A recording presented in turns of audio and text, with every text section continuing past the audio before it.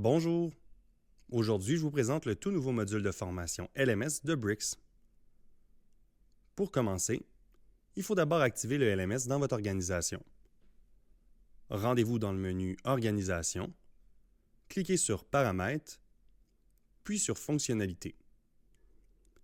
À cet endroit, vous verrez une liste des fonctionnalités disponibles, dont le LMS. Il vous suffit de cocher l'option LMS et de cliquer sur Sauvegarder les modifications. Rafraîchissez ensuite votre page et vous verrez apparaître un nouveau menu, Gestion de formation. Dans ce module, les formations sont organisées en deux sections, Formation et Collection.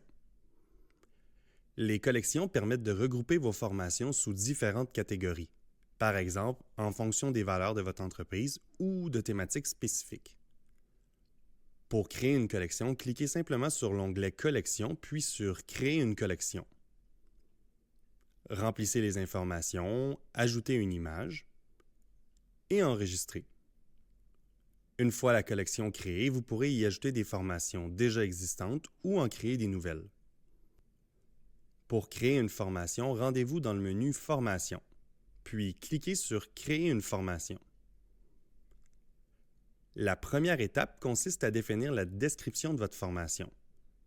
Vous devez d'abord ajouter une vignette, qui est l'image ou la vidéo que les gens verront en accédant à la formation. Ensuite, donnez-lui un nom, par exemple Formation Brix, et associez-la à une collection existante. Si aucune collection ne correspond, vous avez la possibilité d'en créer une directement depuis ce menu. Notez qu'une formation peut aussi exister sans collection si vous le souhaitez.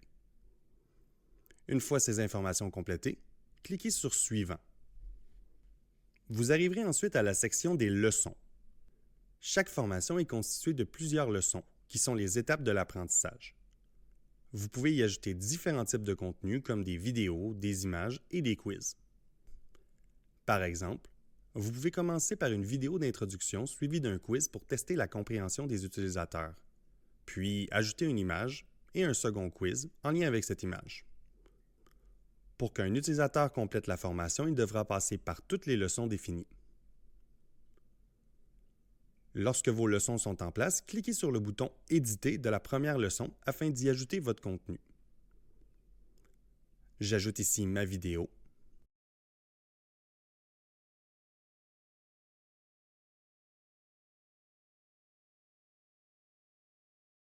Lorsque votre vidéo est téléversée, cliquez sur la flèche de droite pour remplir les informations de la leçon suivante. Lors de la création d'un quiz, plusieurs types de questions sont disponibles. Choix unique, choix multiple ou réorganisation d'éléments.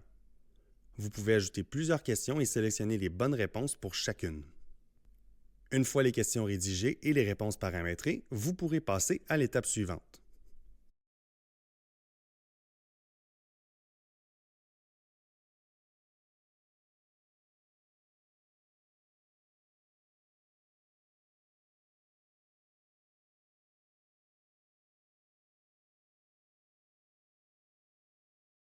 Quand toutes vos leçons sont en place, cliquez sur « Réviser et publier ».